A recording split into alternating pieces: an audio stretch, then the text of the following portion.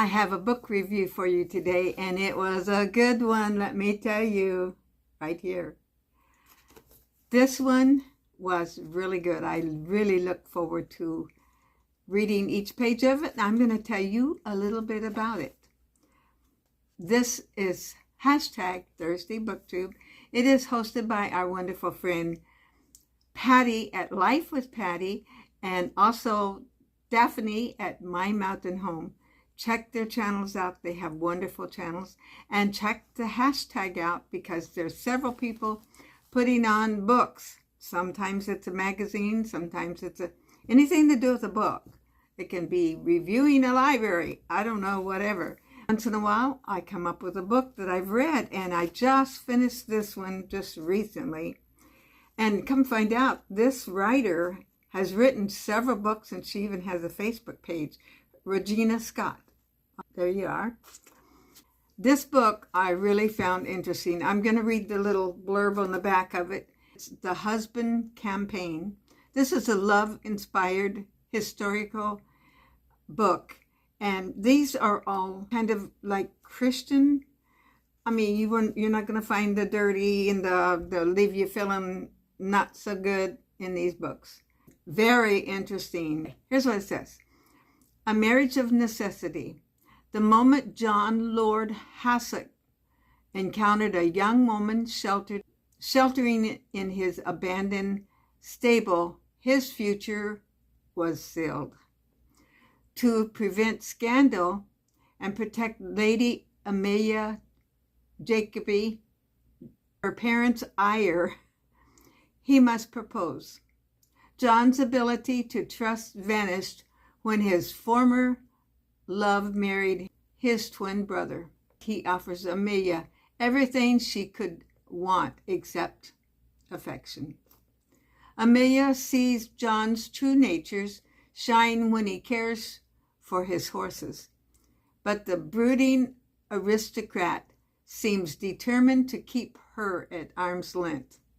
Little by little, Amelia will turn Hollybrook Farms into a home, but can she turn her marriage of convenience into a joyful union? This really describes what this book is about. She ended up marrying him. Her mom and dad never was affectionate to her. She always wanted to please her dad, and she never could. They trained her. They had servants. She had her personal servant that took care of her physical needs, but not her emotional needs.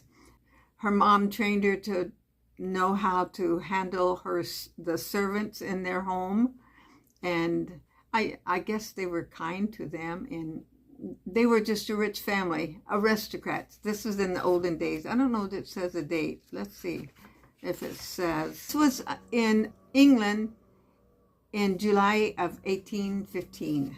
When Amelia came to this farm, it was just because he wanted to do the right thing by her. He loved his horses. He raised horses, and he had, I think, about 20 of them, and he would talk to them, and he really trained them good.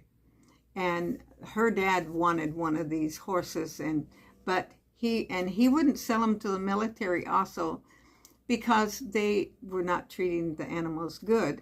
He was very particular who he would sell a horse to. And his house, he had a couple of servants, and they took care of the house as best as they could, not much. They was very haphazard in their schedule and not really taking care of things. So when she came there, he did give her permission to kind of do things, and the home was dark. She started fixing this up and making this bright, and getting the servants, the two, to serve meals at a certain time. Boy, I got a lot of souls in this video.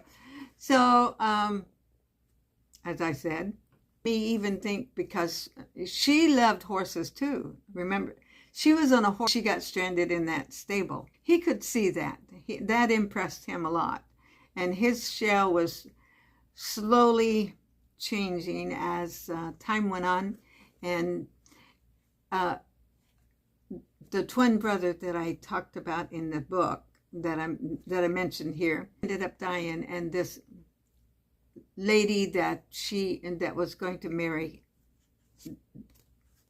John, the main character of this book, she ended up coming with her friend to the farm, or to the estate, whatever you want to call it, and pushed herself in, kept trying to get John's attention, you know, now that he was married. She could tell that it wasn't a very good marriage for the couple. They never even had the same bedroom. But they were kind to each other. I'll have to say that. Eventually, this girl, his sister-in-law, for some reason in this area of time, the brother couldn't marry his brother's deceased wife. They would be considered family, and they couldn't marry. Didn't want to. I think he was pretty bitter about the whole thing. But she wanted to get back with him, and she was flirting with him once she got to the place with her friend. But they was up to no good. And it all comes out. This, somewhere, it don't say suspense, but I think you could call this some suspense in here. So in case you get this, you can go online. You can find it on Amazon. In fact, she has a lot of writing, a lot of books that she's written. So I butchered that one really good. So it was a really good book. Oh, one other thing I want to say. They was talking about riding side saddle. I thought, how is that? So I looked it up.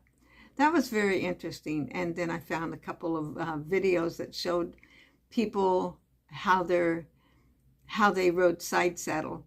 To me, it looked like you'd just slide off the horse. Okay, you can go check that out too if you want. Thank you so much for watching. I feel like I really butchered this one up. Stephanie and Patty tell such good stories with their book reviews, and so many others do. Okay, I've got a lot of editing. This is a 10-minute video. I'll be editing it way down. Now, this is my extra video, and the next video you will see today or tomorrow will be my Friday hauls. So stay tuned for that too. And you may see me dressed just like this because I'm doing 2 videos at one time. Oh, I should say, please like, subscribe, comment, and share. Check out the videos of the other girls. And I pray God blesses you today. Don't forget, Jesus loves you.